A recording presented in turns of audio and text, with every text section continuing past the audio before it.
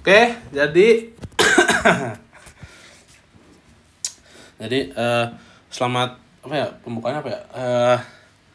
Jadi perkenalkan, nama saya Gibran Fasyaga Zanfar dan saya akan menjelaskan konsep sampling, apa itu konvolusi, apa itu Nyquist rate dan typesheet lainnya.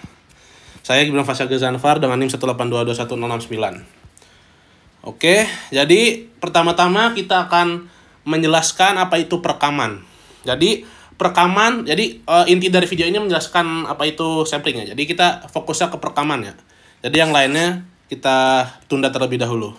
Jadi perekaman adalah proses misalnya kalian merekam suara kalian lagi nyanyi gitu misalnya kan. Yaitu merekam menggunakan software apapun, mikrofon lah gitu pokoknya. Jadi menangkap sinyal analog menjadi sinyal digital nantinya yang disimpan di PC kalian masing-masing. Jadi perekaman ini ada dua cara, yaitu ada sampling dan kuantisasi. Namun pada video kali ini kita akan fokus terhadap sampling ya. Jadi kuantisasinya nanti di lain waktu saja. Oke, jadi pertama-tama penciptaan. Kita harus langkah awal pada sistem multimedia itu adalah menciptakan atau menangkap atau mengubah sinyal ke dalam bentuk digital yang sudah jelaskan. Nah, kayak gini nih. Nah, ini tuh sinyal analog. Bisa dibilang misalnya tuh suara kalian yang pengen direkam gitu. Kalian ngomong tuh sinyal analog hasilnya. Jadi sinyal analog itu kontinu, tidak ada titik-titik di antara ininya nih. Ini setiap titik itu ada nilainya, pasti ada nilainya. Nah, sedangkan sinyal digital itu discrete. Jadi setiap titik itu tidak pasti ada nilainya gitu. Jadi tugas kita di sini intinya sampling itu adalah mengubah sinyal analog menjadi sinyal digital melalui proses konvolusi. Kita lanjut ke sini. Nah, ini rumusnya nih, bisa dilihat. Tapi saya akan langsung menjelaskan saja secara cepat. Jadi udah bilang tadi sampling adalah proses perubahan sinyal yang kontinus menjadi discrete atau digital melalui proses konvolusi. Yaitu prosesnya itu kita akan mencuplik suatu sinyal yang dilakukan secara periodik gitu. Seperti ini nih. Ini konvolusi nih. Jadi prosesnya ya. Jadi misalnya ada suatu fungsi continuous signal di sini yaitu F kita sebut. Kita konvolusikan, bintang itu tuh konvolusi guys. Jadi kita konvolusikan dengan G. Nah, G ini adalah samplernya atau kalian bisa sebut sebagai impulse function. Nah, kedua sinyal ini kita akan konvolusikan yang nantinya akan menghasilkan deret-deret yang baru, fungsi yang baru, yaitu fungsi yang ini nih. Nah dari situ kita mendapat nih titik-titik merah ini nih. Nih, titik.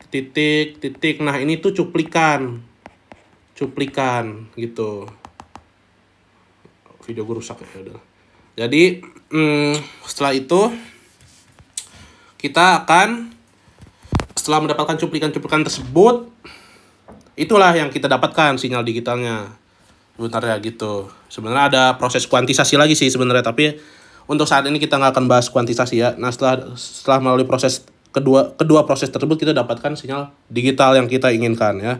Jadi sampling habis itu kuantisasi habis itu dapatlah sinyal digital yang kita inginkan. Namun kita lanjut aja fokus ke sampling. Jadi sini saya akan menjelaskan proses sampling secara matematikanya. Jadi di sini ada let's say ya, kita anggap aja kita mempunyai suatu message signal di sini. Kita sebut sebagai MT. Nah, sinyal ini apa? Kalian bertanya. Sinyal ini misalnya ya suara motor, suara mobil kalian rekam, nanti bentuknya akan seperti ini gitu. Ini fungsi sinyal kontinu ya. Oke, gitu. Jadi kita sebut sebagai MT aja, nggak apa-apa. Oke, setelah itu nah, ini sinyal ini tuh pengen kita sampling dengan proses konvolusi dengan fungsi sampler ini nih. Ini fungsi samplernya. Kita sebut sebagai CT. Nah, CT ini itu terdiri dari CT itu adalah impulse function yang fungsinya adalah ini rumusnya lah ya, sigma dari min tak hingga ini nih, titik-titik ini tuh min tak hingga sampai dengan tak hingga nih, titik-titik ini nih. Jadi panjang banget, udah kayak apaan tahu ya. Habis itu delta T min NTS ini ya, ini garis-garis ini nih. Untuk setiap waktu ya. Jadi per periode TS, 2 TS, 3 TS gitu ya kan. Jadi gitulah. Jadi kita jumlahin nih semua itu. Jadi kita jumlahin di garis-garis apa tuh? Garis-garis panah ini dari min tak hingga sampai tak hingga itu jadilah suatu impulse function gitu. Sini jelaskan TS adalah sampling period dan omega S yaitu sama dengan 2pi per TS itu adalah sampling frequency. Nah, setelah dikonvolusikan antara message signal ini dengan sampler ini, itu hasilnya akan menjadi ini. Fungsi yang ini nih. Kita bisa sebut sebagai ST lah ya, ST atau sampling function. ST sama dengan MT hasil konvolusi dengan CT gitu ya.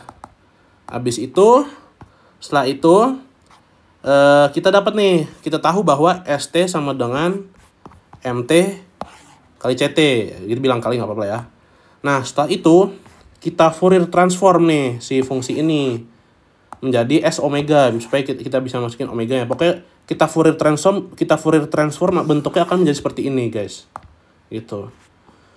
Setelah itu kita tahu bahwa ini cewek ini ya, supaya cepat langsung aja kita taruh jawabannya lah ya. Jadi kita tahu bahwa C omega ini adalah omega S dikali sigma dari min tak hingga sampai dengan tak hingga dari delta omega min n omega S ya. Nah, ya udah kita substitusikan nih si C omega ini ke dalam sini. Hasilnya akan menjadi seperti ini gitu ya. Nah, setelah dari sini kita akan mengsimplify-nya lagi lebih lanjut dengan cara mengeluarkan omega S-nya ke sini. Kenapa bisa dikeluarkan? Karena itu sifatnya udah kayak gitu. Kita taruh aja sini. Setelah itu udah apa tuh namanya M omega ini kita bisa masukin ke sini sifat sigma. Kalian kalau udah di SMA tuh belajar tuh M omega tuh bisa masukin sini. Kalau ini konstan ya, kalian bisa masukin ke dalam sigma ini. Jadilah seperti ini ya. Ini nah, omega S per 2pi ini dari mana bisa menjadi 1 per TS? Dari sini. Nih, kita balik-balik aja. Apa tuh? Omega S sama dengan TS sama sorry. Omega S per 2pi sama dengan 1 per TS. Nah, udah sama kan nih, masukin sini. Setelah itu ya udah kita tahu nih bahwa sifat-sifatnya tertentu ada sifat yaitu ketika suatu fungsi kita let's say xt kita konvolusikan dengan fungsi delta t min t1 itu hasilnya adalah ini x t min t1 melebur jadi ya, kayak melebur gitu. Ada penjelasan lebih lanjut tapi saya tidak akan menjelaskan di sini karena akan terlalu panjang. Nah, setelah itu kita ubah deh kayak gitu, ikutin aja nih cara yang ini. Menjadi seperti ini. Oke, S omega sama dengan 1 per TS dikali sigma ini dari M omega min N omega S, ya kan?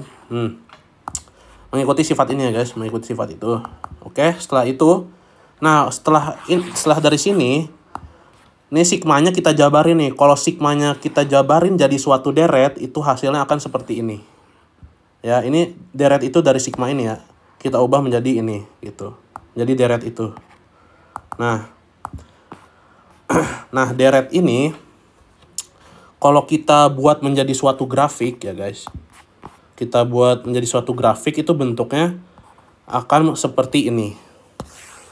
Kalian bertanya, kok bisa tiba-tiba bisa bentuknya seperti itu? Nah, saya akan menjelaskan nih mengapa bentuknya seperti itu. Jadi M omega ini adalah suatu message signal yang sudah di Fourier transform. Mana message signal yang sudah di Fourier transform? Nah, nih.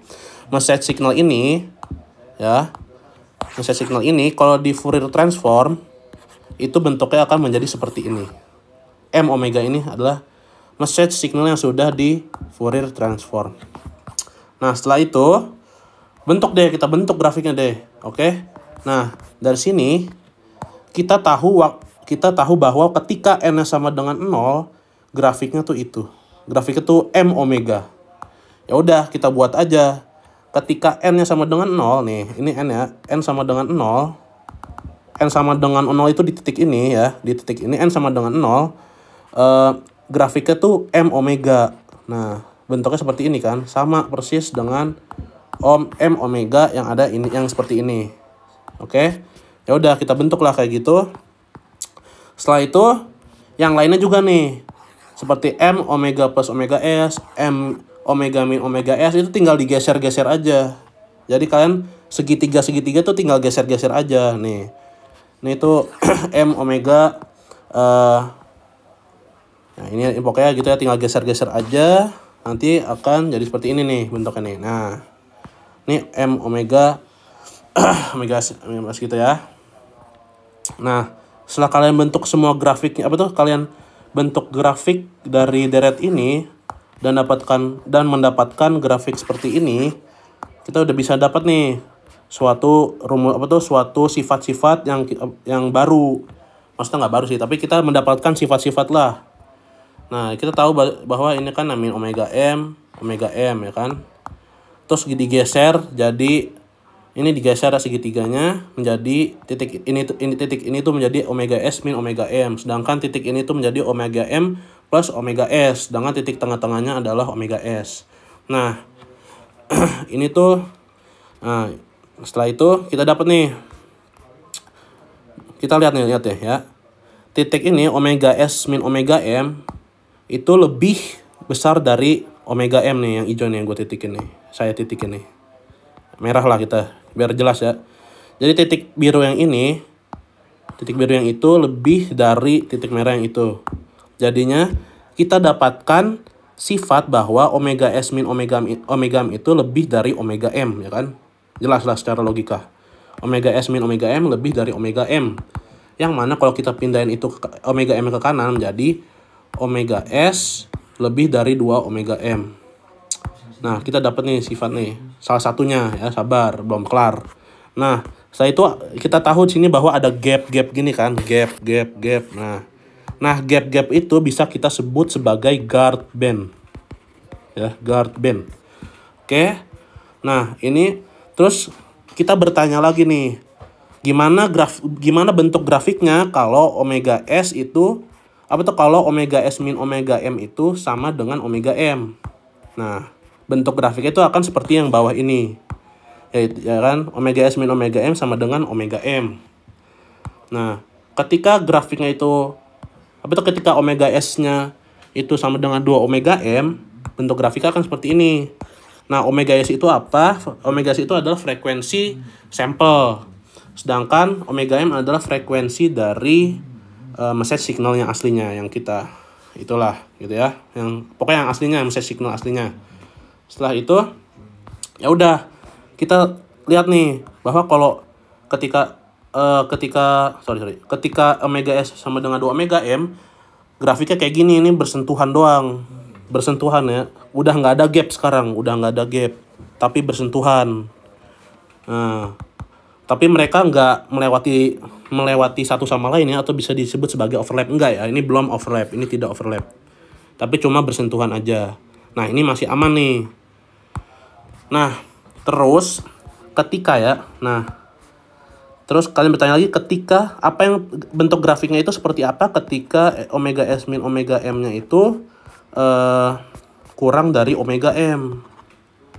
Gimana tuh bentuk grafiknya? Ya otomatis omega S kurang dari 2 omega M gitu kan ya. Berarti si titik merah ini akan pindah ke sini nih gitu. Jadi di sini nanti otomatis akan terjadi overlap, guys, ya. Nah, overlap itu seperti ini nih. Nah, terjadi kayak gini kan. Nah, kita bentuk lah. Ini titik merah kan tadi. Nah, titik merah jadi di sini dan titik biru jadi di sini. Nah, terjadilah overlap nih. Nah, ini nggak mau, pokoknya kita nggak mau terjadinya overlap. Nah, ini overlap nih. Nah, ini tidak baik. Kenapa? Karena jika ada overlap ini akan mengakibatkan aliasing. Aliasing itu ya pokoknya ganggu lah, kayak noise gitu ya kan. Jadi Jadi aliasing itu akan menyebabkan signal sampel ini nggak bisa di recover kembali menjadi message signal aslinya, ya. Jadi intinya kalau ada aliasing kita nggak bisa nge-recover sampel signal ini, ya kan, menjadi message signal aslinya yang kontinu seperti yang di atas tadi, ya, seperti ini gitu. Itulah teori yang dibuat oleh Nyquist. Itu nama orang, Nyquist itu nama orang. Nah, itu adalah teori atau kita bisa sebut sebagai teori Nyquist rate. Nyquist rate. Yang mana Nyquist rate itu menyebutkan bahwa frekuensi sampling harus minimum 2 kali lebih besar dari frekuensi maksimum sinyal yang disampling gitu. Jadi kalau frekuensi sampling lebih kecil akan menyebabkan aliasing gitu. Aliasing itu ya ini ya pokoknya noise lah kita bisa sebut, ya, proses dikit lah gitu. Jadi intinya gitu ya. Oke, siap. Jadi terima kasih sudah mendengarkan video ini. Semoga bermanfaat. Wassalamualaikum warahmatullahi wabarakatuh.